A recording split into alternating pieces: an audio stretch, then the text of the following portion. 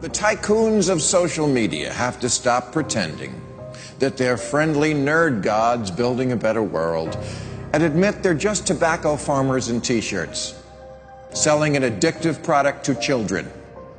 Because let's face it, checking your likes is the new smoking. Philip Morris just wanted your lungs. The App Store wants your soul. There are 2 billion people, more than 2 billion people on Facebook. That's more than the number, it's about the number of notional followers of Christianity. People check their phones 150 times a day, the millennial sort of audience. And so if you think about it, from the moment you wake up, it's like you're jacked in to this environment. And thoughts start streaming into your head, designed by a few technology companies. What we find is the typical person checks their phone every 15 minutes or less. And half of the time they check their phone, there's no alert, no notification. It's coming from inside their head telling them, gee, I haven't checked in Facebook in a while. I haven't checked on this Twitter feed for a while. I wonder if somebody commented on my Instagram post. That then generates cortisol, and it starts to make you anxious. And eventually your goal is to get rid of that anxiety, so you check in. And apparently we feel stressed when we can't get our phone or when our battery is about to die. You probably know this feeling. And a research done in Australia among 3,000 people under the age of 30 found that 9 out of every 10 admit to feel this anxiety while having his battery dying.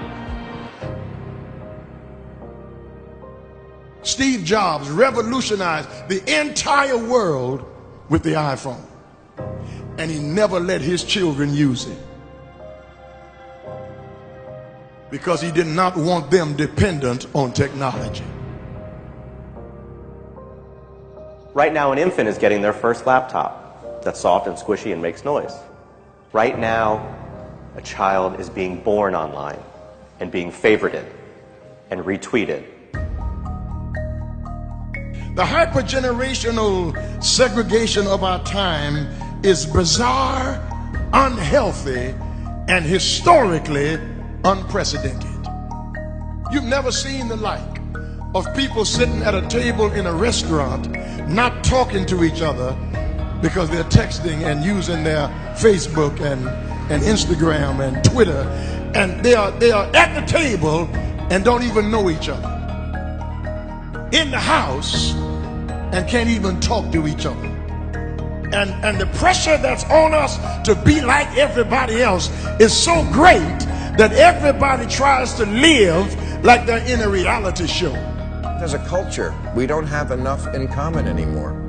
And that's because the internet, which was supposed to unite the world, has become too adept at serving us personalized content. Do you know what I saw on Yahoo's front page this morning? No, you don't, because mine isn't the same as yours. People get news feeds now that just spit back customized stories based on what we've clicked on in the past. We are great consumers, but poor producers. We will buy what we can't afford with money that we don't have to impress people we don't even know, trying to be like everybody else. Get off of Facebook and put your face in a book. Right now, a teenager is photoshopping their selfie because as a society, we're telling them they're not good enough. Right now, influencers encourage narcissism without knowing the breadth and depth of their impact on their audiences. Right now, 40,000 spectators are in an Olympic football arena watching a competitive esports competition because this is this generation's football match. There's always this narrative that technology is neutral and it's up to us to choose how we use it. This is just not true. Technology is not neutral. It's not neutral. They want you to use it in particular ways and for long periods of time because that's how they make their money. You don't realize it, but you are being programmed. It was unintentional, but now you got to decide how much you're willing to give up, how much of your intellectual independence. If you feed the beast, that beast will destroy you. If you push back on it, we have a chance to control it and rein it in.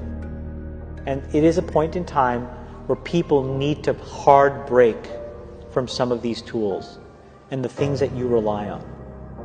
The short-term dopamine-driven feedback loops that we have created are destroying how society works. No civil discourse, no cooperation, misinformation, mistruth. And it's not an American problem. This is not about Russian ads. This is a global problem. I challenge everyone to try going 1 week without social media. Don't let your phone and social media control you.